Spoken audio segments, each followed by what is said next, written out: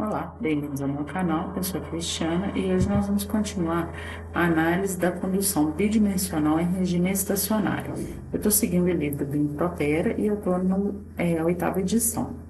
Então, a gente falou nos vídeos anteriores sobre as técnicas analíticas e técnicas gráficas. E nesse item a gente vai falar sobre as equações em diferenças finitas, a solução numérica das equações que regem o problema.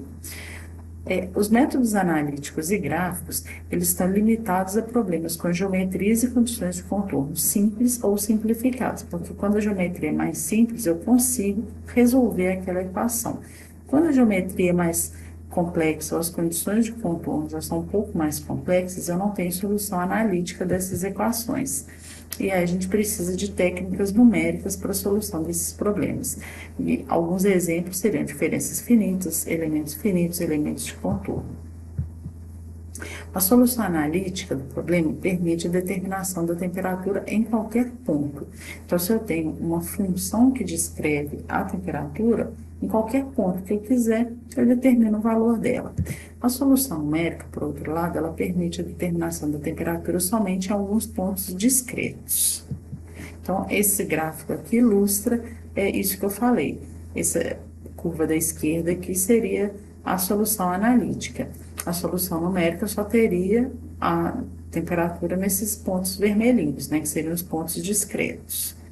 Então, o primeiro passo é sempre selecionar quais vão ser esses pontos discretos que a gente vai trabalhar. Como é que a gente faz isso? A gente pega o nosso domínio de solução e divide esse domínio em pequenas regiões, que a gente chama de volumes de controle. E quanto menores eles forem, né, melhor a solução do meu problema. Então, esses volumes, de uma maneira geral, a gente tenta que eles sejam infinitesimais. Então, essa figura aqui também ilustra. Ela pega aqui o domínio de solução e a gente divide, né? Então, essas linhas verticais e horizontais é a divisão do meu domínio nas regiões dos volumes de controle infinitesimais. Então, quando eu pego aqui, ó, e dou o zoom, o que a gente observa?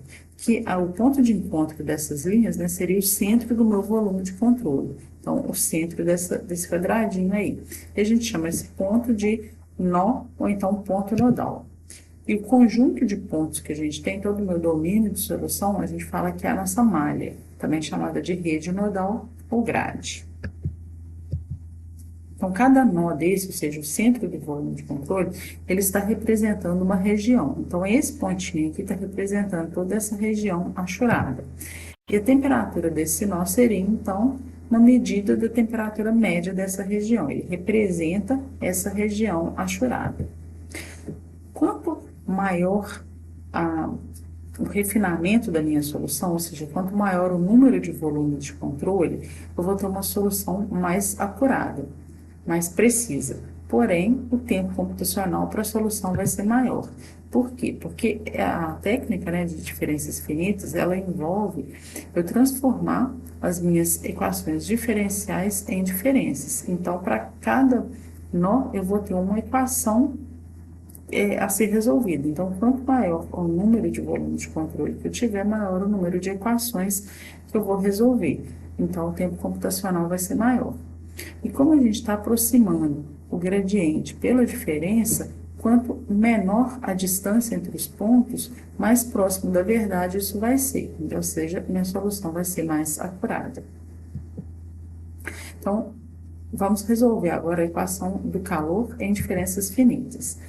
A equação do calor, né? Ela é a equação exata que representa aquele fenômeno, que representa a temperatura em qualquer ponto. Então, a gente vai trabalhar com a condução bidimensional em regime estacionário, sem geração e com propriedades constantes. Esse sem geração tem alguns problemas que a gente coloca geração interna de energia térmica também. E a gente vai escrever essas equações para cada um dos nós, ou seja, para cada um dos volumes de controle que eu tiver. Esse conjunto de equações tem que ser resolvido simultaneamente. A solução delas vai me dar a temperatura em cada um dos nós.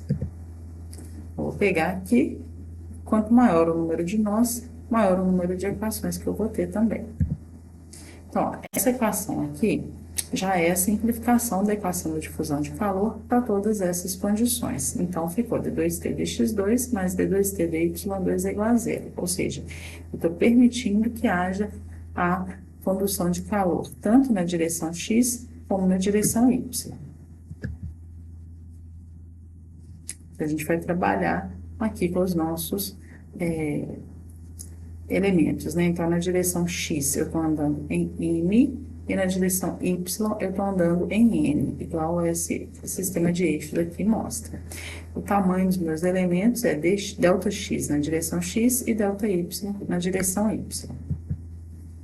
Então, a gente vai aproximar a derivada de segunda ordem por essa expressão. Então, o que é isso daqui? Quando eu pego a derivada, é a diferença dividido pelo ΔX. Se a derivada segunda, vai ser a diferença das derivadas primeiras dividido por ΔX. Importante a gente avaliar em que ponto essa derivada tem que ser determinada. Então, eu quero trabalhar essa derivada, né, no centro do meu volume de controle, ou seja, no ponto MN. Então, para fazer essa diferença, o que eu vou pegar? A derivada primeira, né, aqui, menos a derivada primeira aqui, dividido pela distância, que é o ΔX. Então, se esse ponto aqui é MN, e esse daqui é M mais 1, N, no meio aqui vai ser M mais meio. E o N é o mesmo, né, porque eu não andei em Y. E nessa face de cá vai ser M menos meio e N. Bom, só que eu preciso escrever essa equação em função da temperatura. Então, eu tenho que avaliar cada uma dessas derivadas também. Então, para eu avaliar a derivada primeira, o que eu vou fazer? Esse daqui, ó, eu estou avaliando em N menos meio N, ou seja, aqui na face esquerda. Então, como é que eu avalio essa derivada? Vai ser a temperatura nesse ponto, menos a temperatura nesse ponto, dividido por essa distância, ou seja, a temperatura no ponto MN, menos a temperatura no ponto M-1, N, dividido por ΔX. Da mesma forma, se eu quiser saber em M mais 1 N, eu tenho que avaliar a derivada nesse ponto. Então, eu vou pegar a temperatura aqui, dividido por ΔX, ou seja, T mais 1 N, ó, Tm mais 1 N, menos Tmn, dividido por ΔX. Então, eu juntando as duas, eu chego nessa expressão. Como eu tinha um ΔX aqui, e eu vou dividir por esse ΔX, no denominador vai ficar ΔX ao quadrado. E aqui duas vezes o Tmn. Então, de maneira análoga, a gente acha a derivada de segunda ordem na direção y. Então, quando eu estava avaliando em x, eu variei o primeiro subscrito aqui, m mais 1, n menos 1 e n. Quando eu for pegar em y, eu mantenho meu m e vario n. Então, n mais 1, n menos 1 e n. E dividido por ΔY ao quadrado. Como a equação da difusão de calor era a soma desses dois igual a zero, eu vou somar essas duas equações. O livro trabalha com a aproximação de que a minha malha é uniforme, ou seja, o ΔX é igual ao ΔY, por isso que ele desaparece. Então, eu vou somar esses 4 e esse daqui vai ficar somado também, né? Menos 2, deu menos 4. Então, essa daqui é a equação para a temperatura avaliada no ponto MN. Então, eu tinha uma equação diferencial de segunda ordem e ela foi reduzida a uma equação algébrica aproximada. Por que aproximada? Porque eu estou aproximando a derivada por uma diferença. E ela pode ser aplicada para qualquer ponto nodal equidistante de seus 4 pontos vizinhos. Tá? Então, no meu desenho, estou pegando esse daqui, ele tem os 4 pontos vizinhos. Bom, então, dessa maneira, né, eu consegui obter a equação algébrica, mas ela é limitada também a eu poder ter a temperatura a temperatura não, né, eu ter os pontos vizinhos.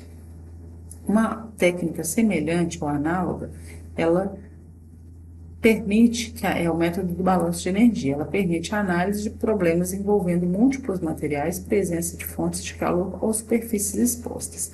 A análise que a gente viu, eu considerei somente a condução bidimensional em regime estacionário sem geração.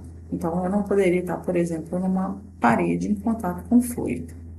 E o método do balanço de energia permite que a gente determine isso. O que é esse método do balanço de energia? Aplicar a equação de conservação da energia para um volume de controle. E aqui ele faz uma suposição de que todos os fluxos térmicos estão dirigidos para dentro do ponto nodal, tá? Óbvio que isso nunca vai ser verdade, né? Todos os pontos convergindo para dentro do ponto que eu estou avaliando, mas o gradiente positivo e negativo vai corrigir isso na solução do problema. Então, consideramos, né, para a solução, para a exemplificação, regime estacionário com geração interna, o que a gente teria? Bom, balanço de energia é o quê? Energia que entra, menos energia que sai, mais energia gerada, é igual à taxa de acúmulo de energia. Como eu estou assumindo que todos os fluxos estão dirigidos para dentro do ponto nodal, não tem nada saindo dele. Então, a energia que sai é zero. E como eu estou trabalhando com regime estacionário, a taxa de acúmulo de energia também vai ser zero. Então, o balanço de energia se reduz à energia que entra, mais energia gerada é igual a zero. Então, se eu pego esse desenho aqui, ó, eu tenho o meu volume de controle centrado aqui, então, MN. Quando eu ando na direção X, M mais 1, N, M menos 1, N. Quando eu ando na direção Y, M, N mais 1, M, N menos 1. Então, a energia que entra seria todas as taxas de calor por condução dos vizinhos para o nó central, porque eu estou aplicando o balanço de energia para esse nó central. E a taxa de geração de energia que está aqui, como essa equação ela está dada em watts, eu tenho que pegar o Q ponto, que é o watt por metro cúbico, e multiplicar pelo volume. O volume, ele é desse volume de controle aqui, né? Ele vai ser ΔX vezes ΔY vezes um ΔZ, que é a profundidade, né? Que o livro assume como sendo 1. E a energia que entra seria a soma de todas as taxas de calor por condução. Então, do nó I, que seria variando de 1 até 4, nós vizinhos, para o nó MN, que é o nó central. Como esse calor, né, que está entrando no volume de controle, ele vem por condução, para determinar, eu preciso da lei de Fourier. A lei de Fourier vai falar o seguinte, ó, a taxa de calor vai ser menos Ka dt dx. Como o calor está entrando, eu vou pegar o quê? K vezes a área, multiplica a diferença de temperatura dividido por, no caso aqui, como está em X, dividido por ΔX. É interessante observar o seguinte, como o calor está entrando no volume de controle, sempre eu vou pegar a temperatura maior menos a menor, dividido pela distância percorrida. Se eu estou assumindo que o calor está entrando, o vizinho, teoricamente, tem temperatura superior ao nó central. Então, ó, o calor está vindo de M-1N para MN. Então, ele está vindo na direção X. Então, o que está aqui no denominador vai ser ΔX. E a área é a área perpendicular à direção da transferência de calor. Então, vai ser ΔY vezes 1, que seria o ΔZ. Então, K vezes a área, maior temperatura, menos a menor temperatura, dividido por ΔX.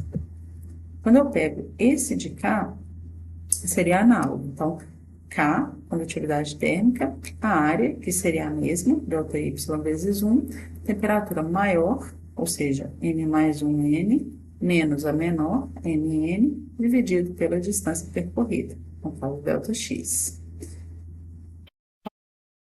Avaliar as taxas de calor por condução na direção Y. Então, primeiro esse, ó, N mais 1. Então, vai ser A. Qual que seria a área nesse caso? Como a transferência de calor está na direção Y, a área vai ser ΔX vezes a profundidade, que é 1.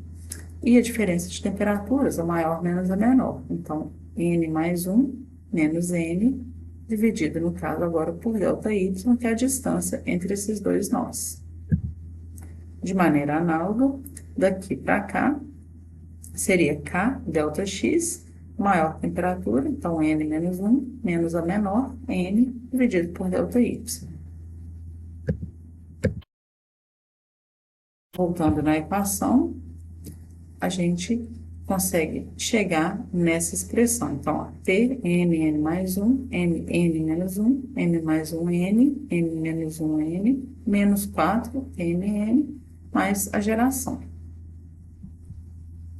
Se a gente pensar, essa equação, ela se assemelha bastante à equação que a gente viu pelo outro método, que era a partir, né, da simplificação das equações, né, da aproximação da derivada pela diferença. Qual que é a diferença entre as duas equações? É esse termo aqui, porque no item anterior a gente não tinha geração. Então, se a gente fizer geração nula, os dois modelos, né, chegam na mesma equação final. Só que até agora, né, a gente fez toda a análise considerando-se que existiam nós vizinhos para aquele nó central. Agora, na fronteira, eu não tenho essa condição. Então, por exemplo, se eu pegar esse daqui, ó, eu não tenho um elemento aqui para ter a transferência de calor por condução. Ao contrário, nesse desenho aqui, eu teria um fluido com uma temperatura T infinito e um coeficiente convectivo H. Então, o calor aqui, ele não seria um calor por condução, e sim seria um calor por convecção. Então, eu tenho que fazer um balanço de energia, a minha análise permanece válida, só que o meu balanço de energia vai ser um pouco diferente. Eu continuo trabalhando com a condição de energia que entra, mais energia gerada é igual a zero. Só que agora a energia que entra é um pouco diferente, porque o calor não vem só por condução, tá?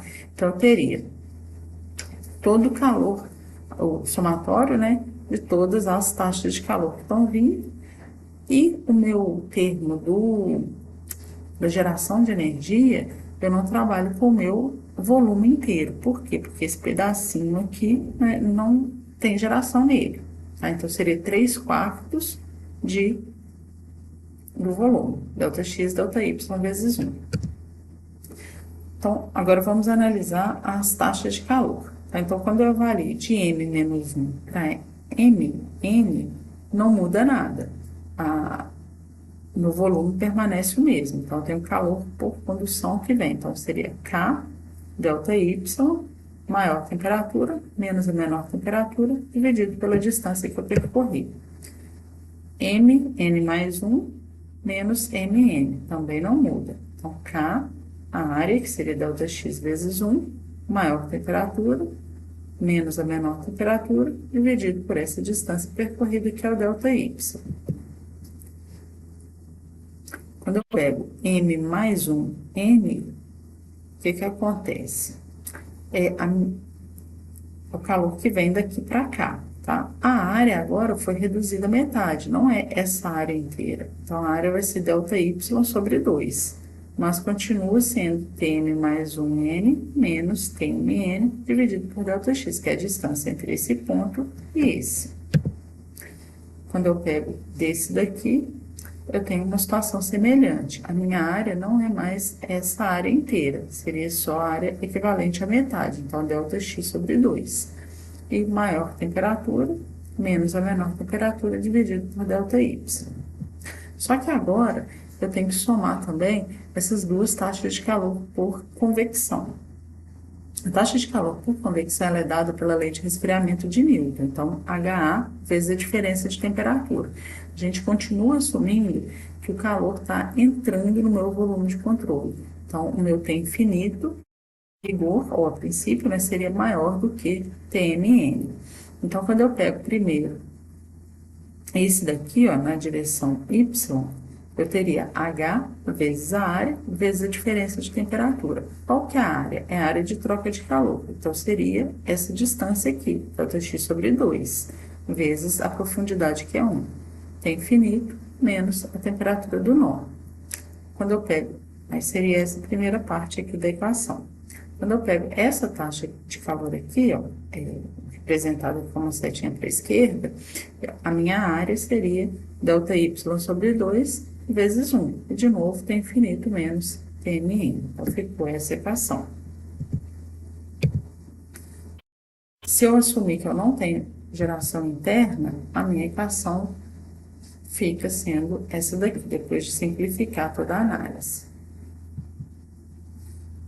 Esse balanço de energia, né, foi feito para o volume de controle que estava desenhado aqui. Então, eu tenho 3/4 do meu volume de controle, nesse pedacinho eu teria convecção. E ele assumiu aqui, né, que esse termo seria zero. Se eu quiser saber outras configurações, a tabela 4.2 do livro apresenta. Então, a gente olhando aqui, tá pequenininho, nesse capô podãozinho.